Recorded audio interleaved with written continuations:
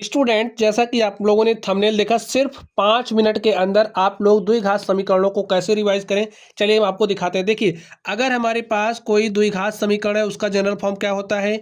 A x square plus b x plus c is equal to zero. Student, आप द्विघात समीकरण का विविक्त कर कैसे निकालोगे? विविक्त कर निकालने का हमारा फॉर्मूला होता है D is equal to B square minus 4ac। अब ये जो समीकरण है द्विघात समीकरण, इसके मूलों की प्रकृति आप कैसे निकालोगे? मूलों की प्रकृति आप इस विविक्तर के माध्यम से निकाल सकते हो। ये जो डी का मान है वो आपको बताएगा कि आप लोगों का जो मूल है वो कैसा होगा। देखिए, अगर डी का मान बड़ा है जीरो से, तो जो भी आपका मूल होगा, मूल कैसा होगा? वास्तविक होगा। और कैसा होगा?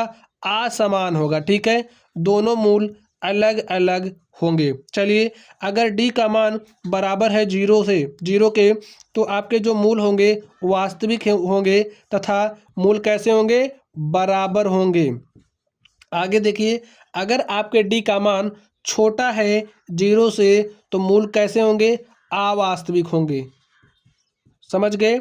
चलिए आगे आप लोग ध्यान से देखिए, जो आपके मूल हैं, जैसे आपके पास कोई द्विघात समीकरण है, तो उस द्विघात समीकरण के मूलों को आप लोग कैसे निकालेंगे? तो मूलों को निकालने का दो तरीका है स्टूडेंट। एक तरीका है गुणनखंडन विधि। गुणनखंड विधि से आप लोग द्विघात समीकरण के मूलों को निकाल सकते हैं। दूसरी विधि है श्रीधराचार्य फॉर्मूला मेथड। ठीक है, श्रीधराचार्य सूत्र का आप प्रयोग करेंगे। श्रीधराचार्य सूत्र क्या है? देखिए, एक्स निकालने का फॉर्मूला होता है minus B plus minus under root B square minus 4ac upon में 2a।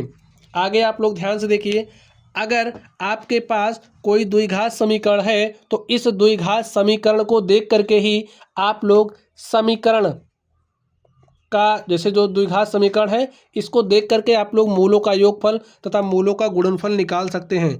मूलों का योगफल आप कैसे निकालोगे? फॉर्मूला देखिए, मूलों का योगफल निकालने का फॉर्मूला होता है माइनस बी अपॉन में, इसका मतलब माइनस बी क्या है? एक्स का गुणांक। ठीक है, माइनस टाइम्स ऑफ एक्स का गुणांक अपॉन में एक्स स्क्वायर का गुणांक। चाहे दोनों में से आप लोग कोई भी फॉर्मूला याद रखिए, चाहे इसको याद रखिए चाहे इसको याद रखिए।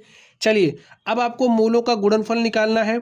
मूलों का गुणनफल आप लोग कैसे निकालोगे? ध्यान से देखिए, मूलों का गुणनफल निकालने का फॉर्मूला होता है सी अपॉन में ए। अब देखिए, सी अपॉन में ए, इसको आप कैसे याद रखोगे? अचर पद बटे में एक्स स्क्वायर का गुणांक। बात समझ गए?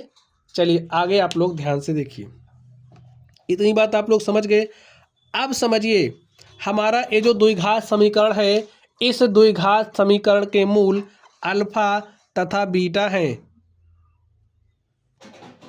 आप ऐसा समझिए, आपके पास कोई द्विघात समीकरण है जिसके मूल अल्फा तथा बीटा हैं, तो इस स्थिति में उस द्विघात समीकरण को आप लोग कैसे निकालोगे? तो ध्यान से देखिए, फॉर्मूला क्या होता है द्विघात समीकरण को निकालने का?